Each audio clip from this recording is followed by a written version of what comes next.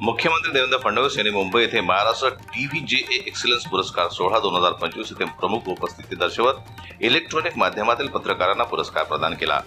यावेळी मुख्यमंत्री फडणवीस यांनी उपस्थितांना संबोधित केलं। आपल्या लोकशाहीचा चौथा स्तंभ या ठिकाणी संबोधलेला आहे। जरी आपल्या संविधानामधला हा अदृश्य स्तंभ असला तरी देखील संविधानाने दिलेल्या अधिकारांचा योग्य प्रकारे वापर होतोय की नाही याच्यावर अंकुश ठेवण्याचं काम हा लोकशाहीचा स्तंभ सातत्याने करत असतो। खरं म्हणजे एक काळ असा होता की एका अग्रलेखाने सरकार खडबडून जागी व्हायची, एका अग्रलेखाने सरकार अडचणीत यायची, एका अग्रलेखाने सरकार डोलायची, हलायची, डुलायची। पण हळूहळू माध्यमं बदलली आणि प्रिंट मीडियाकडनं आपण इलेक्ट्रॉनिक मीडियाकडे गेलो, डिजिटल मीडियाकडे गेलो, सोशल मीडियाकडे गेलो।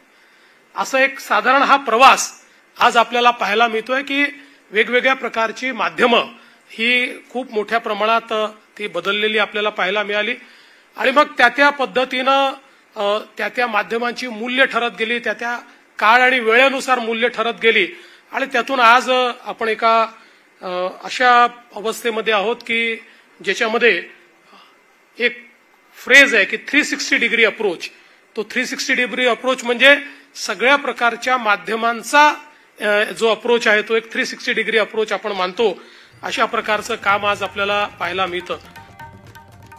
मुख्यमंत्री देवेंद्र फडणवीस म्हणाले की माध्यमांना आपण लोकशाहीचा चौथा स्तंभ संबोधत असून संविधानाने दिलेल्या अधिकारांचा योग्य प्रकारे वापर होतो किंवा नाही यावर अंकुश ठेवण्याचं काम हा स्तंभ सातत्याने करत असतो।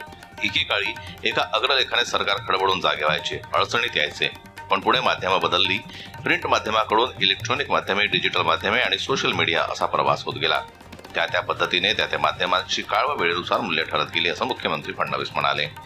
मुख्यमंत्री देवेंद्र फडणवीस यांनी यावेळी अमेरिकेची तत्कालीन अध्यक्ष निवडणूक, त्यातील उमेदवार जॉन F केनेडी आणि रिचर्ड निक्सन यांच्यातील निवडणूक पूर्व डिबेट व तेव्हा पत्रकारिता करणारे ज्येष्ठ भारतीय जनता पार्टी नेते लालकृष्ण अडवाणी यांची आठवण सांगितली।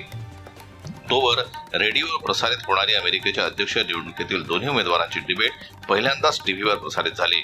त्यात ज्यांनी रेडिओ डिबेट ऐकली त्यांच्यामध्ये रिचर्ड निक्सन लोकप्रिय होते आणि ज्यांनी टीव्हीवर डिबेट पाहिली त्यांच्यात जॉन F केनेडी लोकप्रिय होते असा तपशील समोर आलाय। तेव्हापासून राजकारण आणि राजकारणाचं नॅरेटिव्ह शेपिंग बदललं असं मुख्यमंत्री फडणवीस यांनी त्यावेळी सांगितलं।